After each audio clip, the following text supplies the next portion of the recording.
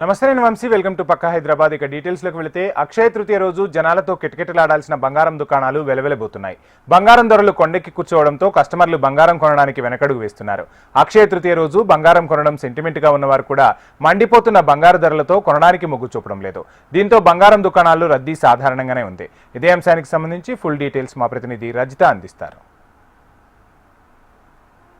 అక్షయ తృతీయ అంటే పసిడి పండుగ. అక్షయ తృతీయ రోజు 1 గ్రామ్ అన్న గోల్డ్ కొనడం అనేది సెంటిమెంట్ గా ఉంటుంది. అక్షయ తృతీయ రోజు బంగారం కొంటే లక్ష్మీదేవి ఇంట్లోకి వస్తుందనే నమ్మకంతో కూడా ఈ అక్షయ తృతీయ రోజు ప్రతి ఒక్కరూ కనీసం 1 గ్రామ్ గోల్డ్ అయినా కొంటూ ఉంటారు. అయితే ఇటీవల బంగారం ధరలలో వస్తున్నటువంటి మార్పుల కారణంగా ఈ అక్షయ తృతీయకి బంగారం షాపుల్లో అయితే రద్దీ గతంతో పోల్చుకుంటే కాస్త తగ్గిందనే చెప్పొచ్చు.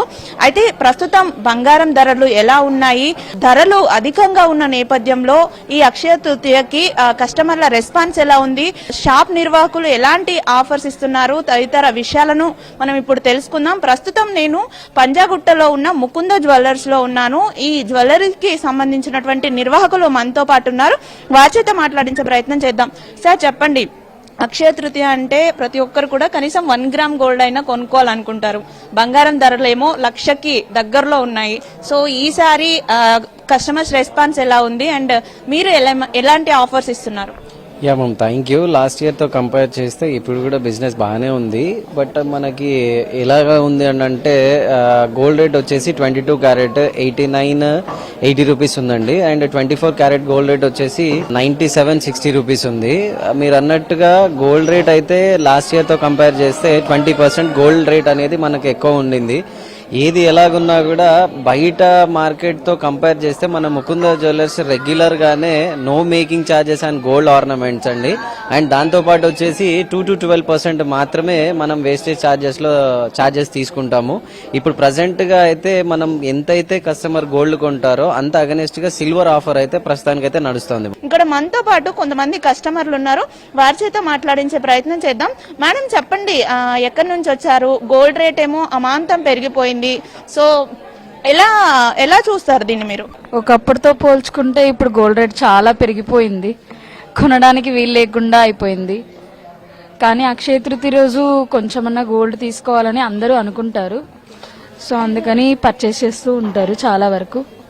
నేనైతే జస్ట్ ఏదైనా ఒక చిన్న జ్యువెలరీ సెట్ తీసుకుందామని వచ్చాను. గతంలోతో పోల్చుకుంటే అయితే ఇప్పుడు గోల్డ్ రేటు చాలా ఎక్కువగా పెరిగిపోయింది. కొనగలిగే స్తోమత లేకుండా కూడా సామాన్యులు ఉన్నారని అయితే నిర్వాహకులు చెప్తా ఉన్నారు. అయినప్పటికీ బంగారం అనేది ఒక సురక్షితమైన పెట్టుబడి కాబట్టి ఎవరైనా ఇన్వెస్ట్ చేయాలనుకునేవారు గోల్డ్ రేటు ఎలా ఉన్నప్పటికీ కూడా కొనుగోలు మాత్రం చేస్తా ఉన్నారని అయితే మనకు చెప్తా ఉన్నారు. కస్టమర్లు కూడా ఇప్పుడు పెళ్లిళ్ల సీజన్ ఉండడము, దాంతో పాటు అక్షయ తృతీయ రోజు బంగారం కొనడం సెంటిమెంట్ గా ఉండడంతో కూడా రేట్ ఎక్కువైనప్పటికీ కూడా కొనడానికి వస్తున్నామని అయితే మొత్తంగా మనకు కస్టమర్లు నిర్వాహకులు కూడా చెప్తా ఉన్నారు. మొత్తంగా చూసుకున్నట్లయితే గతంతో పోల్చుకున్నటువంటి రద్దీ లేకపోయినప్పటికీ కూడా అక్షయ తృతీయ సెంటిమెంట్ తో అయితే గోల్డ్ షాపులు కొంత రద్దీ తగ్గినప్పటికీ కొనగలిగిన స్తోమత ఉన్నవారు వచ్చి ఇక్కడ బంగారాన్ని కొనుగోలు చేస్తా ఉన్నారు.